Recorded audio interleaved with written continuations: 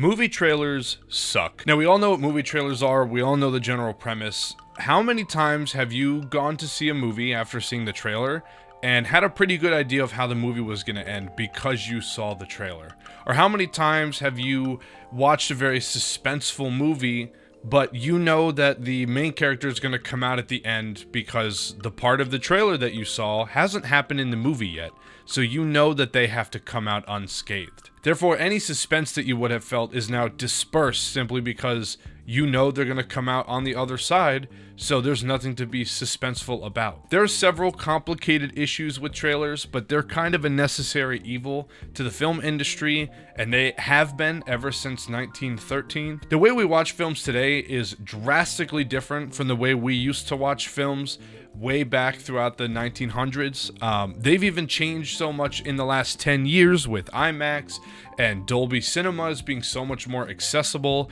and the fact that most movie theaters are now updated with much more comfortable seating, therefore giving you a much more comfortable viewing experience, at the expense of the quantity of amount of people they can fit in the theater, hence why movie tickets have gone up in price. But one of the biggest issues of trailers is that they're not created by the filmmakers or the editors of the film. Rather, they're mostly created and put together by the marketing department or the marketing team involved in that film's distribution. Therefore, the marketing department is going to use clips to create a compelling synopsis of the film's narrative in order to hook the audience into getting them to pay for a seat to go see that movie. But they don't necessarily care to preserve the film's mood, style, continuity. Rather, they're just going to meld parts of shots and scenes that they've been given the okay to use in order to create a very interesting narrative within the very short time span they have in like a trailer. And there are so many instances of dramas or thrillers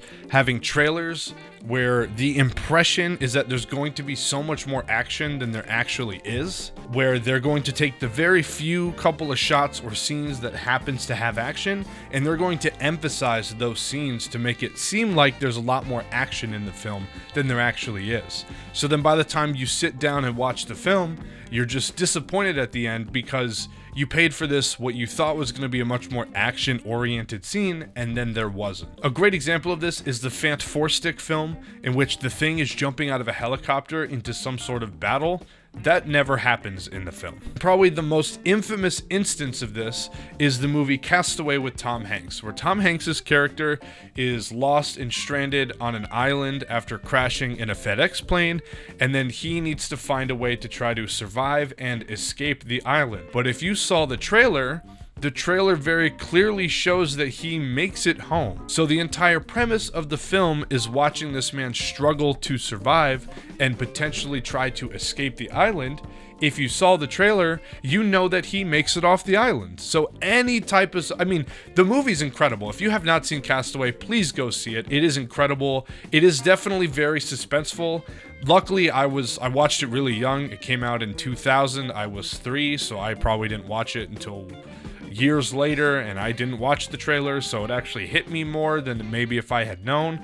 But regardless, it's still an incredible film. It's just, unfortunately, the marketing team kind of put a wrench in a lot of the suspense when it came out because, ta-da, he makes it before you even go see the film. But if you've seen any movie trailers in the last 10 to 15 years, you probably realize that they're all pretty much the same. They're kind of wrapping up the entire film in a nice little package, and if it's for a commercial, it's probably no more than 30 seconds to a minute, so they need to try to compact everything they can about the film within a minute, and there's no way to do that and create some sort of narrative without straight up spoiling things.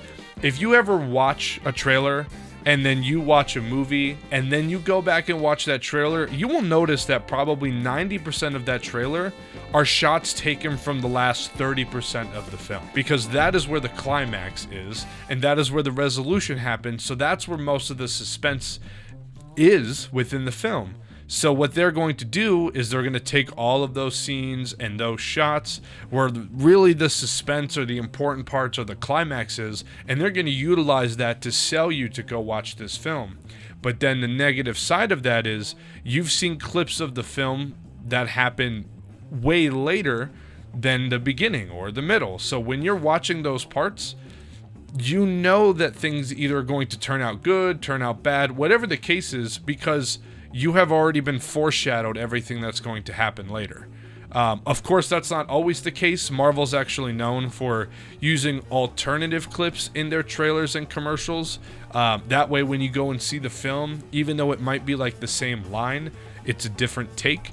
Which is really clever. They did that with all of the Spider-Man films, as far as I know, which is really smart and a really clever way to do it. So that way, when you go to the film, you are getting a genuine first-time experience rather than just seeing the exact same thing over again.